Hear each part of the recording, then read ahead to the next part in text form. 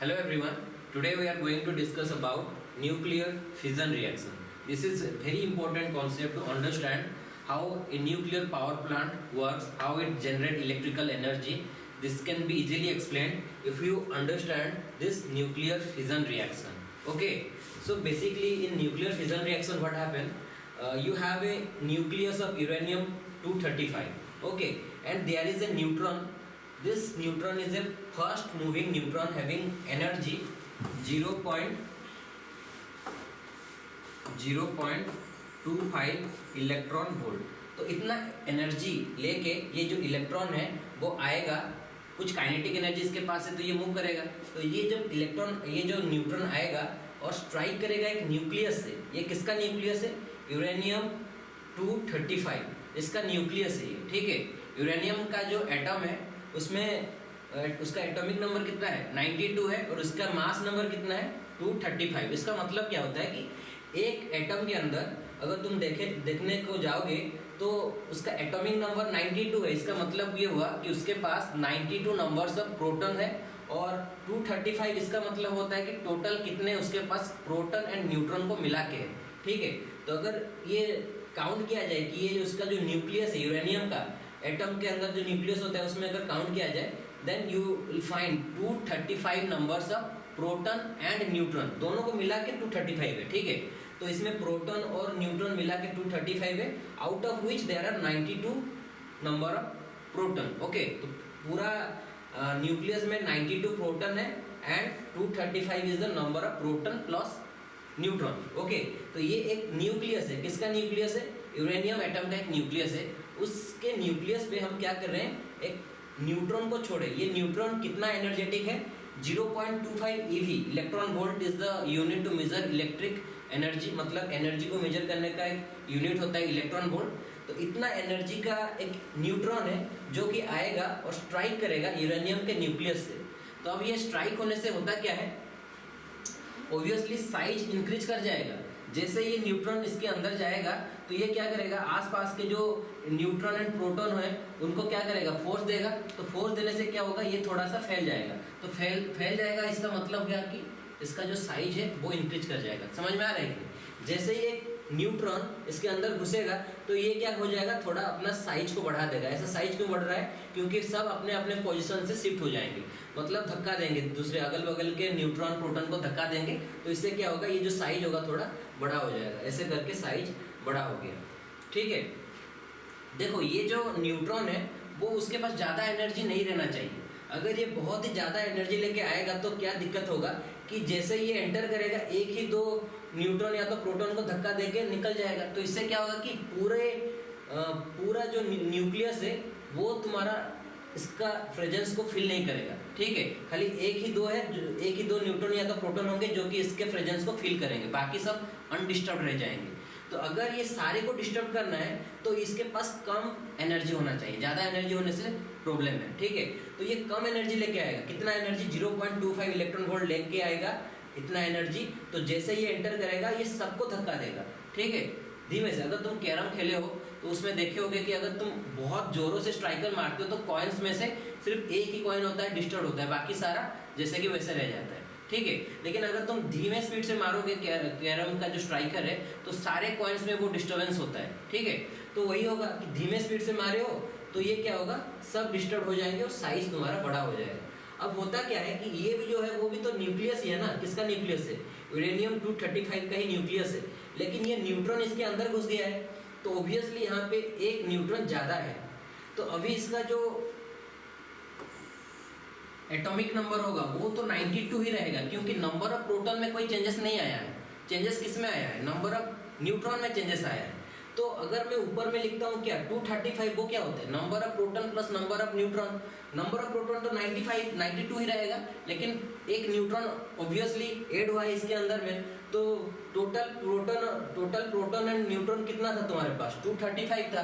तो अभी जैसे ही ये न्यूट्रॉन इसके अंदर आएगा तो टोटल प्रोटॉन प्लस न्यूट्रॉन कितना हो जाएगा? 236 हो जाएगा। ये कॉन्सेप्ट समझ में आया कि नहीं? Okay. So now you have 236 number of proton and neutron inside this nucleus, out of which there are 92 number of protons are there. Okay. तो अब ये जो है ना, ये जो न्यूक्लियस है ये अनस्टेबल होता है। यूरेनियम 92-236 ये जो न्यूक्लियस होता है वो अनस्टेबल होता है। अब ये अगर अनस्टेबल है तो ये क्या चाहेगा कि ब्रेक डाउन कर जाना चाहेगा, ये चाहेगा टूट जाने के लिए चाहेगा, ठीक है।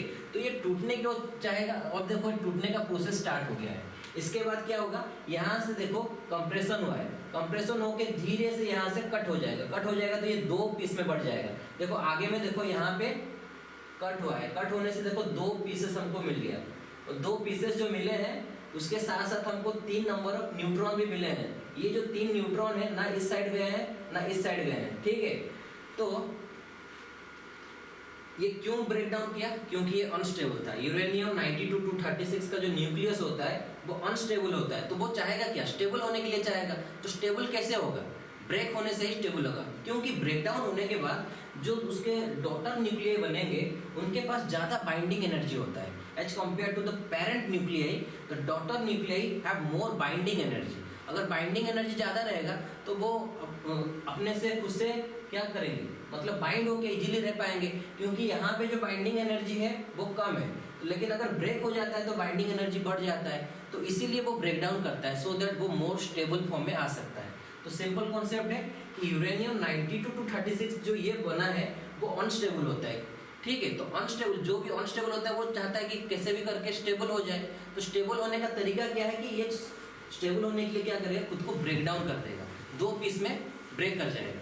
तो 2 पीस में ब्रेक होने से क्या होगा कि जो इंडिविजुअल पीस बनेगा उसका बाइंडिंग एनर्जी ज़्यादा रहेगा, इसीलिए उसके पास ज़्यादा स्टेबिलिटी भी रहेगा, ठीक है।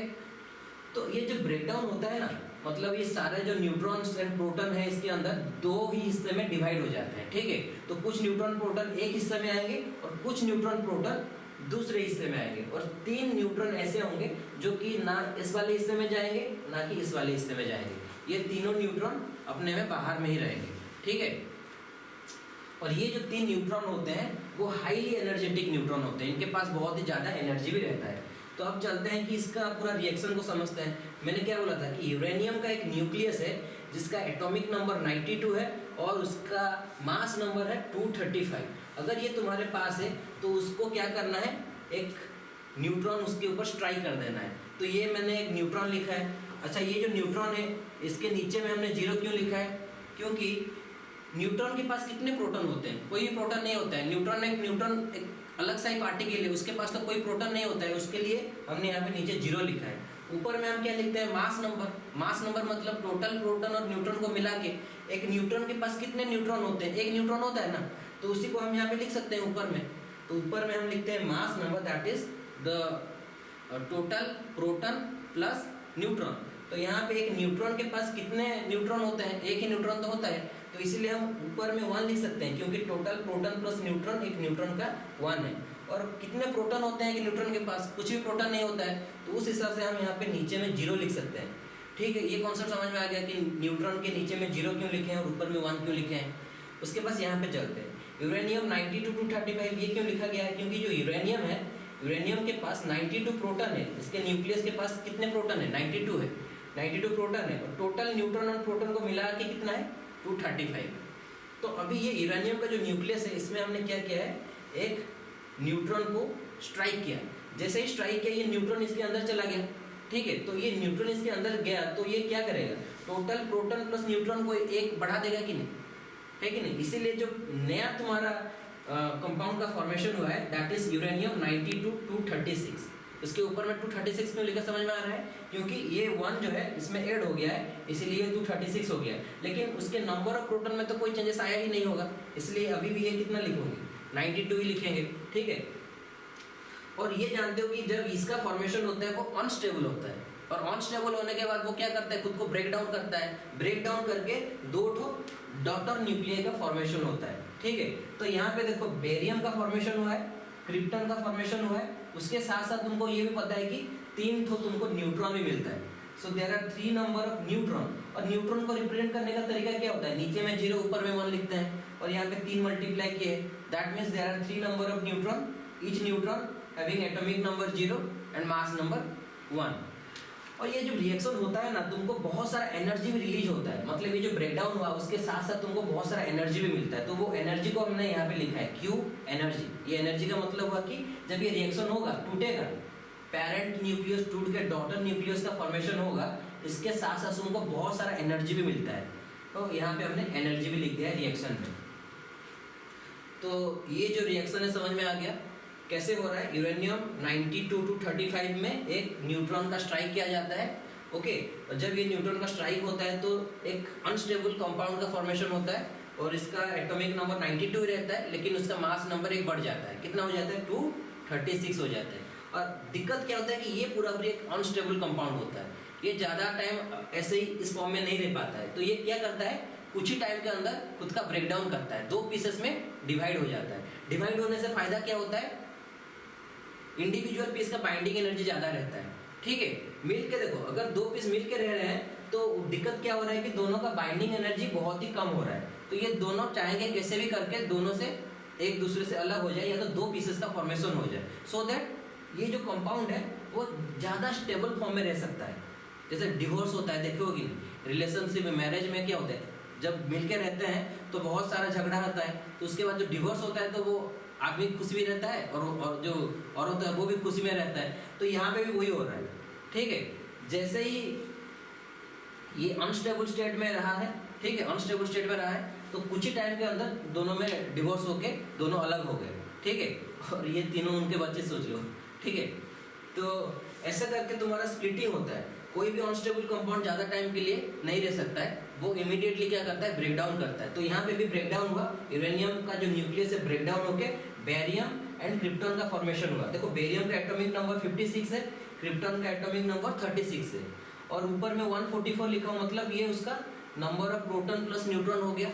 ये 89 भी क्या हो गया, क्रिप्टॉन का number of proton plus neutron हो गया, और ये 3 नंबर ऑफ न्यूट्रॉन है। तो देखो, अगर मैं ऊपर में सारे को जोड़ देता हूँ, 144 प्लस 89 प्लस ये 3 न्यूट्रॉन का ऊपर से ऐड करेंगे तो कितना आएगा, 3 आएगा। तो ये 3, ये 89, ये 144, तीनों को ऐड करने से कितना होना चाहिए, 236 ही तो होना चाहिए कि नहीं, क्योंकि मेरे पास ज़्यादा कितने number of proton plus neutron है अवेलेबल, 236। तो उतने से अगर मैं ब्रेकडाउन करके कंपाउंड का फॉर्मेशन कर रहा हूँ, तो उनके पास भी अगर मैं प्रोटॉन प्लस न्यूट्रॉन करूँगा तो वो भी तो सम कितने के बराबर होना चाहिए, 236 के बराबर होना चाहिए। तो वो होगा यार, ये रिएक्शन में चेक कर लो, 144 प्लस 89 प्लस 3 करके देखो कितने आएंगे, 236 आएंगे। Similarly atomic number is 92, that means you have total 92 number of proton. तो यहाँ पे जो नीचे में लिखते हैं नंबर ऑफ प्रोटॉन होता है, तो यहाँ पे 56 प्लस 36 कर दो, यहाँ पे तुमको बताओ कितना होगा, 0 होगा ना, 3 इंटू 0 0 होगा। तो टोटल को ऐड करने से कितना हो जाएगा, 92 हो जाएगा। तो ये हो गया हमारा फिजन रिएक्शन, जिसमें क्या होता है कि यूरेनियम 92 to 35 का जो न्यूक्लियस है उसमें एक न्यूट्रॉन जाके स्ट्राइक करता है, तो उससे क्या हो जाता है, यूरेनियम 92 to 36 का फॉर्मेशन होता है। लेकिन ये पूरा अनस्टेबल कंपाउंड होता है, बहुत ही जल्दी क्या होता है, ये स्प्लिट करता है। स्प्लिट करता है कि मतलब ब्रेकडाउन होता है, उसमें ब्रेकडाउन होकर क्या फॉर्मेशन होता है, barium plus krypton plus 3 neutron, और उसके साथ साथ बहुत सारा एनर्जी भी तुम्हारा इस रिएक्शन में रिलीज होता है। तो ये एनर्जी आया कहाँ से, तुमको ये पता है कि नहीं, mass and energy are interconnected, inter related. Okay, तो ये जो एनर्जी है वो बेसिकली मास से ही आया है। इधर से कुछ मास जो है वो गायब हुआ होगा, और वही मास तुम्हारा एनर्जी के हिसाब से यहाँ पे अपियर हो रहा है। ठीक है, तो अगर मैं बोलूँ कि मास मेरा गायब हुआ है, तो अगर मैं यहाँ पे बोलूँ कि ये जो न्यूक्लियस है ऑब्वियसली इसका कुछ मास होगा कि नहीं, तो अगर इसका मास 0.1 इसका टोटल मास का अगर 0.1 मास भी गायब होता है, तो यहाँ पे तुमको कितना एनर्जी मिलता है जानते हो, 200 मेगा इलेक्ट्रॉन वोल्ट। बहुत ही ज़्यादा अमाउंट का एनर्जी तुमको मिलता है। 200 mega electron volt is the amount of energy released when यहाँ से 0.1 मास, मतलब इसका अगर टोटल मास को मैं मानता हूँ कि एक ही यूरेनियम का टोटल मास कितना होगा, मान लेते हैं 240 है, एवरेज ले लेता हूँ, 240 इसका मास है। एएमयू यूनिट क्या होगा, एएमयू एटॉमिक मास यूनिट। एक न्यूक्लियस के पास कितना मास है, 240 एएमयू। तो ये 240 का 0.1% अगर मास गायब होगा यहाँ से, तो वहाँ पे एनर्जी के हिसाब से तुमको 200 मेगा इलेक्ट्रॉन वोल्ट मिल जाएगा। समझ पा रहे हो कितना ज़्यादा एनर्जी यहाँ पे तुमको मिल रहा है, बस एक न्यूक्लियस का 0.1% मास गायब हुआ है, और उसके बदले में हमको कितना एनर्जी मिला है, 200 मेगा इलेक्ट्रॉन वोल्ट एनर्जी मिल गया है। तो ये होता है तुम्हारा फिजन रिएक्शन, जिसमें बहुत सारा एनर्जी तुम्हारा रिलीज होता है। अब देखो यही सेम प्रिंसिपल यूज करके तुम्हारा एटॉमिक बॉम्ब का फॉर्मेशन किया जाता है। वही इतना एनर्जी अगर कहाँ पे गिराओगे तो पूरा डिस्ट्रक्टिव नेचर का होगा कि नहीं। मतलब अगर मैं बोलूँ कि 40-50 kg का अगर तुम्हारे पास यूरेनियम है, अगर तुम जाके कोई भी सिटी में उसको गिरा देते हो तो पूरा सिटी डिस्ट्रॉय हो सकता है। इतना एनर्जी रिलीज होगा, इतना हीट एनर्जी रिलीज होगा वहाँ से, ठीक है। तो अब यहाँ पे हम चेन रिएक्शन क्या है वो समझ लेते हैं। देखो स्टार्टिंग में हमने क्या बोला है कि एक यूरेनियम का न्यूक्लियस था, उसमें जाके एक न्यूट्रॉन ने स्ट्राइक किया, और जैसे स्ट्राइक होता है तो क्या होता है, ब्रेकडाउन होता है, krypton plus barium and 3 number of neutron release होता है। तो यहाँ पे देखो 3 डॉट मैंने दिया है, ये 3 डॉट रिप्रेजेंट कर रहे हैं कि जैसे ही मेरा यूरेनियम का न्यूक्लियस का ब्रेकडाउन हुआ तो मुझे 3 तो न्यूट्रॉन मिल गया, ठीक है, समझ में आ रहा है। अभी ये जो न्यूट्रॉन है, क्या ये भी न्यूट्रॉन जाके आगे यूरेनियम के न्यूक्लियस से स्ट्राइक नहीं करेंगे, क्योंकि मैंने एक न्यूक्लियस नहीं लिया है। मैंने मान लेते हैं कि मैंने एक यूरेनियम का पीस लिया है, ठीक है, पूरा एक स्लैब लिया है। स्लैब का मतलब समझ में आ रहा है, तो पूरा मैंने एक यूरेनियम का स्लैब लिया है या तो एक पीस लिया है। तो एक पीस यूरेनियम में कितने न्यूक्लियस होंगे, क्रोड्स ऑफ न्यूक्लियस होंगे, है कि नहीं, एक न्यूक्लियस तो नहीं होगा। तो ऑब्वियसली जो स्लैब है उसमें तो क्रोड्स ऑफ न्यूक्लियस है, और एक न्यूक्लियस के ऊपर ही तुमने न्यूट्रॉन डाला था। जैसे ही एक न्यूक्लियस के ऊपर तुमने न्यूट्रॉन को डाला, वैसे क्या हुआ, फिजन रिएक्शन हुआ, बेरियम क्रिप्टन में टूट गया। वो जो ये न्यूक्लियस था वो बेरियम एंड क्रिप्टन में टूटा, उसके साथ साथ तुमको 3 नए न्यूट्रॉन मिल रहा है। अभी ये जो न्यूली जनरेटेड न्यूट्रॉन है वो आगे जाएंगे और जो क्रिस्टल में या तो स्लैब में और न्यूक्लियस होंगे उनसे स्ट्राइक करेंगे, होगा कि नहीं। तो ये फिर से जाके स्ट्राइक कर रहे हैं जो दूसरे न्यूक्लियस है तुम्हारे क्रिस्टल में या तो स्लैब में। तो जब ये स्ट्राइक होगा फिर से क्या होगा बताओ, फिर से टूटेगा बेरियम क्रिप्टन एंड फिर से तुमको 3 न्यूट्रॉन फिर से मिल जाएगा। तो यहाँ पे फिर से तुमको क्या मिलेगा, फिर से 3 न्यूट्रॉन मिलेगा, ओके। यहाँ से भी फिर से तुमको 3 न्यूट्रॉन मिल जाएगा, फिर यहाँ से तुमको 3 न्यूट्रॉन मिलेगा। तो स्टार्टिंग किए थे एक न्यूट्रॉन से, फर्स्ट यहाँ पे देखो कितने न्यूट्रॉन का फॉर्मेशन हुआ, 3 ठो। अब यहाँ पे देखो कितने न्यूट्रॉन का फॉर्मेशन हुआ, 9। तो ये ऐसे होते हुए तुम्हारा जाएगा, ज्योमेट्रिक प्रोग्रेशन पढ़े हो, वो ज्योमेट्रिक प्रोग्रेशन के हिसाब से तुम्हारे न्यूट्रॉन्स का नंबर मल्टीप्लाइड होते जाएंगे, 1, 3, 21, 3, 9, 27 ऐसे करते हुए, ठीक है। तो फिर ये जो 3 ठो न्यूट्रॉन होंगे वो फिर से 3 ठो न्यूक्लियस में जाके स्ट्राइक करेंगे और वहाँ से फिर से 3 ठो न्यूट्रॉन फिर से रिलीज होंगे, समझ में आ रहा है। तो तुमको तो ये पता है कि जैसे ही ये 3 ठो न्यूट्रॉन रिलीज होते हैं उसके साथ साथ बहुत सारा एनर्जी भी रिलीज होता है कि नहीं। तो यहाँ पे देखो कितने सारे न्यूट्रॉन रिलीज हो रहे हैं, तो सिमिलरली बहुत सारा एनर्जी भी रिलीज हुआ होगा कि नहीं, क्योंकि जब भी ये रिएक्शन होता है इतना इलेक्ट्रॉन मेगा इलेक्ट्रॉन वोल्ट का एनर्जी रिलीज हो रहा है, तो सोच लेते हैं। तो ये जो प्रोसेस हो रहा होगा तो सोचो कितना एनर्जी रिलीज हुआ होगा, तो ये एनर्जी डिस्ट्रक्शन के लिए काफ़ी होगा कि नहीं, समझ में आ रहा है। तो इसलिए इसको हम एटॉमिक बम बनाने के लिए यूज किया जाता है, ठीक है। लेकिन अगर तुम पावर प्रोडक्शन के लिए पढ़ना चाहते हो तो ये कंट्रोल्ड वे में होना चाहिए, मतलब तुम्हारा जो एनर्जी का रिलीज हो रहा है वो कंट्रोल्ड वे में होगा, तभी जाके तुम उससे एनर्जी का मतलब इलेक्ट्रिकल एनर्जी जनरेट कर सकते हो। ये तो हीट एनर्जी है ना, तो तुमको हीट एनर्जी से कन्वर्सन आना चाहिए, कैसे करके हम कंट्रोल्ड वे में उससे इलेक्ट्रिसिटी का जनरेशन कर सकते हैं, ठीक है। तो बेसिकली होता है कि जो हीट एनर्जी है उसको यूज किया जाता है पानी को गर्म करने के लिए, ठीक है। तो पानी गर्म हो जाएगा इस हीट से, तो जो पानी गर्म होगा वो किस में कन्वर्टेड हो जाएगा, स्टीम में। वही स्टीम जाएगा किस में, टरबाइन के ब्लेड में। तो टरबाइन का ब्लेड क्या होगा, रोटेट करेगा। टरबाइन का ब्लेड अगर रोटेट होगा तो उसके साथ साथ तुम क्या करे हो, कपलिंग किए हो, एसी जनरेटर के शाफ्ट के साथ कपलिंग किए हो। तो टरबाइन का ब्लेड अगर घूमा तो टरबाइन का शाफ्ट घूमेगा, और टरबाइन का शाफ्ट के साथ किसको कपलिंग किया गया है, एसी जनरेटर का शाफ्ट को हमने कपलिंग किया है। तो एसी जनरेटर भी घूमेगा, और एसी जनरेटर को तुम घुमाओगे तो उससे क्या मिलता है, इलेक्ट्रिकल एनर्जी मिलता है कि नहीं। जनरेटर का काम क्या होता है, mechanical to electrical energy conversion काम होता है। तो तुमने ये एनर्जी का कैसे यूज करके हीट एनर्जी प्रोड्यूस हुआ था, इस हीट से कैसे इलेक्ट्रिकल एनर्जी में कन्वर्ट किया, समझ में आ रहा है। ये जो हीट है उसको क्या काम किया, पानी को गर्म कर दिया इस हीट से। पानी गर्म होकर किस में कन्वर्टेड हो गया, स्टीम में। वो स्टीम जाएगा किसको रोटेट कराएगा, टरबाइन के ब्लेड्स को रोटेट कराएगा। टरबाइन का ब्लेड अगर रोटेट होगा तो शाफ्ट घूमेगा कि नहीं, तो तो ऐसे करके शाफ्ट भी घूमेगा, ठीक है। शाफ्ट घूम रहा है, ये किसका शाफ्ट है? टरबाइन का शाफ्ट है, ठीक है। इसके साथ हमने कपलिंग किया है, किसके शाफ्ट को? एक जनरेटर के शाफ्ट को कपलिंग कर दिया है, एसी जनरेटर का। तो वो जनरेटर का शाफ्ट भी तो घूमेगा ना। तो कोई जनरेटर का शाफ्ट को घुमाते हो तो उससे क्या बनता है? इलेक्ट्रिसिटी बनता है कि नहीं? हमको तो खाली घुमाना होता है ना जनरेटर के शाफ्ट को। तो ये मेथड से हम क्या कर सकते हैं? कंटिन्यूअसली जनरेटर के शाफ्ट को घुमा सकते हैं।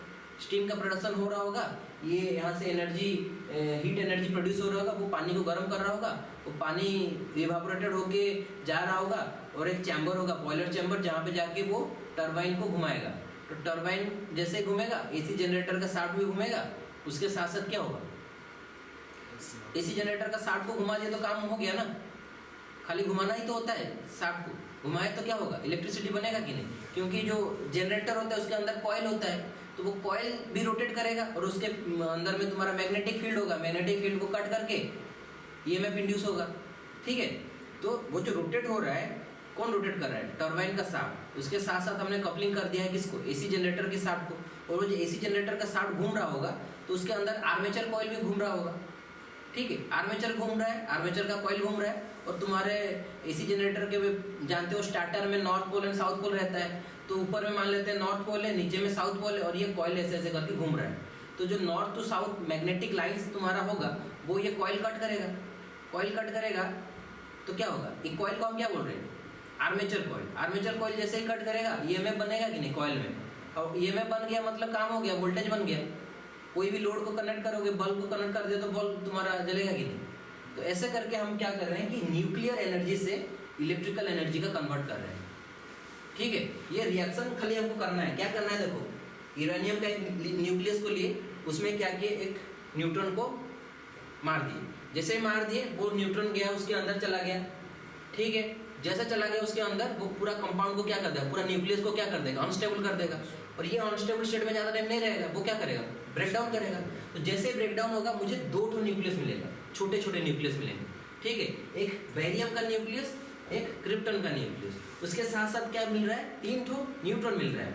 ये अभी कंटिन्यू हो गया प्रोसेस, ठीक है। ये जो 3 ठो न्यूट्रॉन है, वो आगे जाके फर्दर जो न्यूक्लियस होंगे स्लैब में, या तो मेरा जो पीस होगा यूरेनियम का, तो उनके साथ वो स्ट्राइक करेगा। और वो जैसे स्ट्राइक करेगा, फिर से तुम्हारा फिजन रिएक्शन होगा, और वहाँ से फिर से फर्दर 3 करके न्यूट्रॉन रिलीज होता रहेगा, और ये पूरा कंटिन्यू रहेगा। इसी को ही हम बोलते हैं चेन रिएक्शन। लेकिन देखो, जब हम कंट्रोल्ड वे में इलेक्ट्रिसिटी का प्रोडक्शन करना चाहते हैं, तो उस टाइम क्या होता है ना, ये जो तुम्हारा न्यूट्रॉन होते हैं वो बहुत ही फास्ट मूविंग न्यूट्रॉन होते हैं, क्योंकि इनके पास बहुत ज़्यादा एनर्जी रहता है। एक न्यूट्रॉन के पास 2 मेगा इलेक्ट्रॉन वोल्ट जितना एनर्जी रहता है। तो हमको क्या करना पड़ता है ना, इनका जो काइनेटिक एनर्जी उसको कम करना पड़ता है, या तो ऐसे बोल सकते हो इनका जो स्पीड है उसको कम करना पड़ता है। क्योंकि अगर वे फिर से हाई स्पीड से जाएंगे और फर्दर स्ट्राइक करेंगे, तो पूरा कंपाउंड को थोड़ी ना डिस्टर्ब करेंगे। मैंने स्टार्टिंग में ही बताया था ना कि अगर तुम यूरेनियम के न्यूक्लियस को डिस्टर्ब करना चाहते हो, पूरे हर न्यूट्रॉन एंड प्रोटॉन को जाके वो डिस्टर्ब करे, तो उसके लिए क्या करना पड़ेगा? थोड़ा स्लो मूविंग न्यूट्रॉन छोड़ना पड़ेगा।